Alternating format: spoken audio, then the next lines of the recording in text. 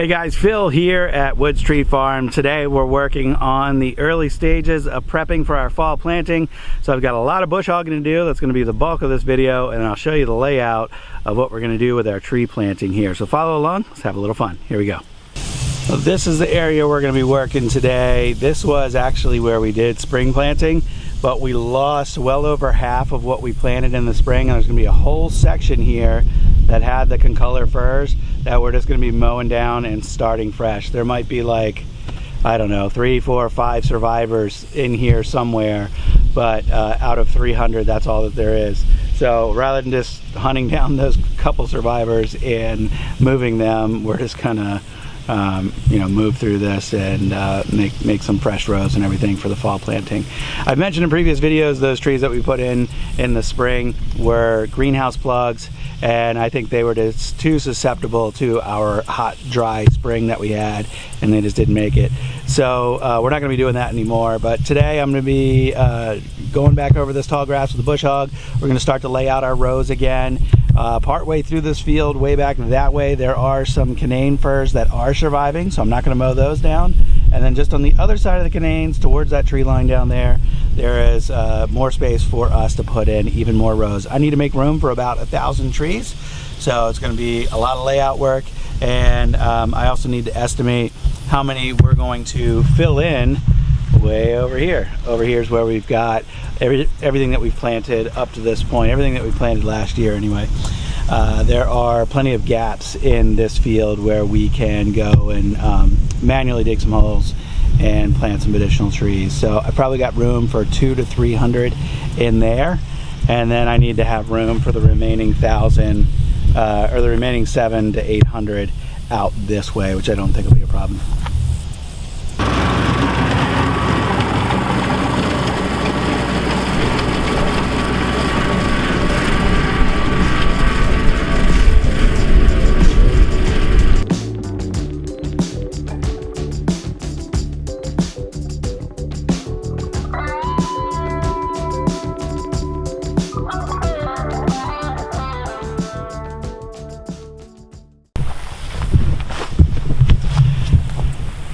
Well, I didn't make it very far.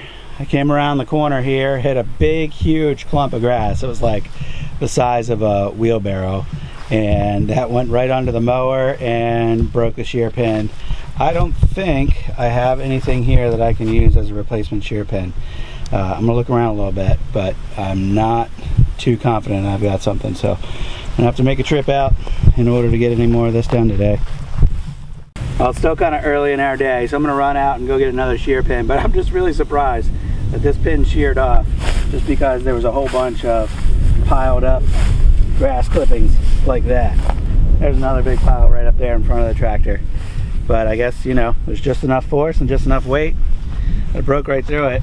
It's crazy because this old bush hog has chopped through 2 and 3 inch trees. I haven't broken a shear pin yet in the almost 2 years that we've had this property, but a big clump of grass does it. So, all right, well, I'm gonna quit talking about it. I'm gonna run out to Tractor Supply. The closest one's about a 20-minute drive, and we'll get this done before the day's done. Back in business and got spares.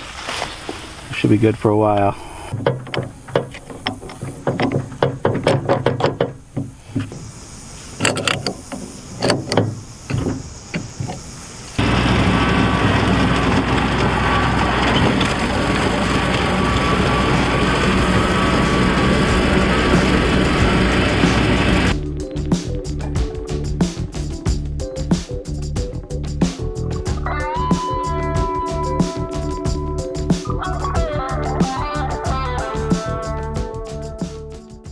All right, over an hour later, hour and a half later, what should have been a 15-minute job is now done. That's going to be about 10 rows of trees, 30 trees per row.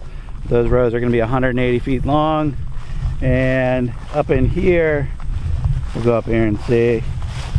We haven't cut in here in a little while, but there are a bunch of little canane firs like this guy in here, and kind of scattered throughout. We've got a few that aren't going to make it, like that one. I'd say through here we probably got about 50 to 60% survival. So we're not going to bush hog all this. I will bring the mower down some of these rows and just get this cleaned up, but we're going to leave this alone right now.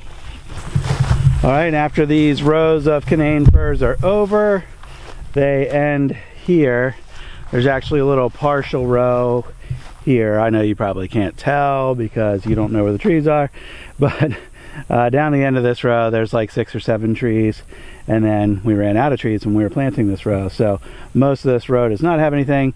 And then over here, this hasn't been cut all season, so this is just full of flowers and grass and butterflies and whatnot.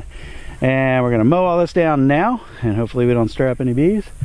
And then there'll be about 8 or 9 rows from here to the tree line, and then I've got to calculate how much more we need. If we need more, we're going to do some rows in this direction over here. So we'll get started on mowing this next section here.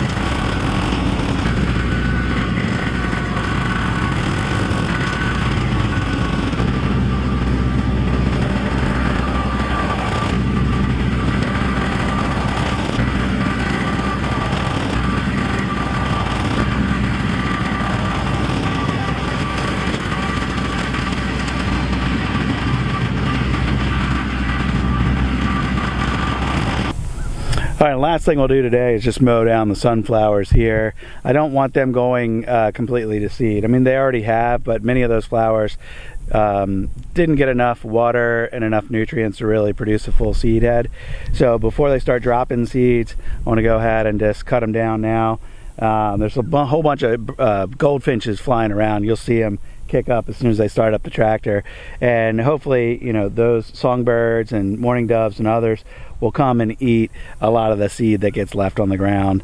And then, you know, next year, if we end up having some volunteer sunflowers come up, it's not the end of the world. So just gonna chop this down, take a couple more minutes, and then we'll be out of here for the day. Oh, and if you missed our last video, we're planning on expanding the sunflower patch next year. So all of this here is just freshly tilled soil. I plan on planting some ryegrass over the winter to build the soil. So we've expanded the plot out 20 feet in that direction and over 20 feet in this direction just off camera here. So the plot's gonna be that much bigger for next year. And then after I come through and chop this up, we're gonna spray the whole thing, the whole plot, and put down ryegrass for over the winter. So those will be some upcoming things in future videos. If that sounds interesting to you, you should go ahead and subscribe to our channel so you can keep up with our future videos and follow our journey as we build this business from the ground up.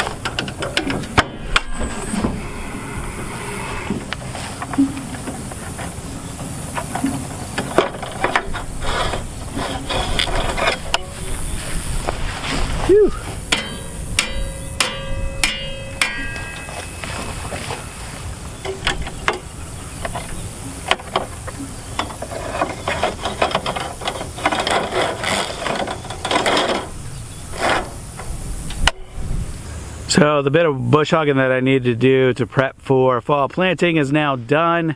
Next up, I think I'm actually going to go ahead and run the zero-turn mower over all of this just to mulch up all those clippings.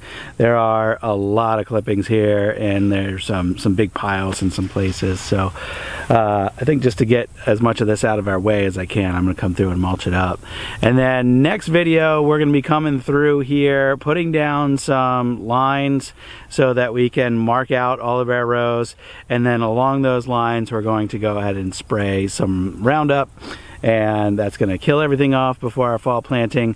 I'm going to come back through in a couple weeks and subsoil and till, and then we'll spray again 2 weeks after that, and that should give us a really clean area to go ahead and take care of our planting, and should hopefully give us a good start on weed control for next season.